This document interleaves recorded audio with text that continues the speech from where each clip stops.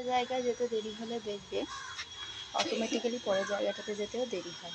তেমনই সকালে যেহেতু স্যারের বাড়ি যেতে দেরি হয়েছে, তাই মামা বাড়ি আসতেও দেরি হয়েছে। আমাকে বলেছিল সকাল সকাল আসতে, এসে পুরো জোগাড় টোগাড় করতে। তো এখন বাজে হচ্ছে 10:06। তো আমি এখন ঢুকেছি, দেখা যাক মামা বাড়ি থেকে সবার রিয়াকশনটা কী হয়। চলে এসেছি, দেরি হয়ে গেল। পুজো হয়ে গেছে। রাখি, ভালো আছো?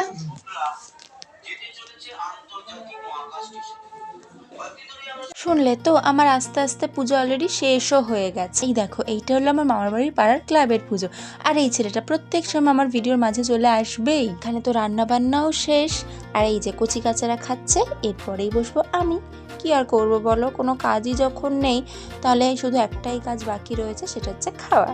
তাহলে শুভ কাজে যে বেশি দেরি করতে। নুতে ছিল খিচুড়ি, লাবড়া, বাঁধাকপি, চাটনি, পাঁপড়, যেটা তো আমি তখন খাইনি, কিন্তু পরে খেয়েছিলাম। আর এনাকে দেখো, ক্যামেরা অন করলেই হয়, ওভাবে ওর মতো আরও একজন হয়তো ফোনের ওপারে রয়েছে, তাই এগিয়ে এগিয়ে চলে যায় তার দিকে। আর আগে কাজ না থাকলেও পরে ঠিকই কাজ ছিল।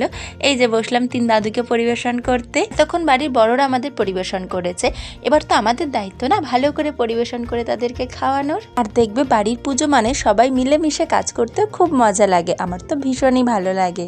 আর আমার ভাইটা খালি আমার পেছন পেছন ঘুরছিল ফোন নিয়ে, কি না ওকেও একটু সুযোগ দিতে হবে পরিবেশন করার। আমি বললাম ঠিক আছে, কাজ যখন কেউ যেচে করতে চাইছে তাকে বাধা দেওয়া উচিত নয়। তো আমার গোটা দুদিন সরস্বতী পুজোতে এভাবেই গেল। তোমরা কেমন কাটালে ঝটপট কমেন্ট করে ফেলো।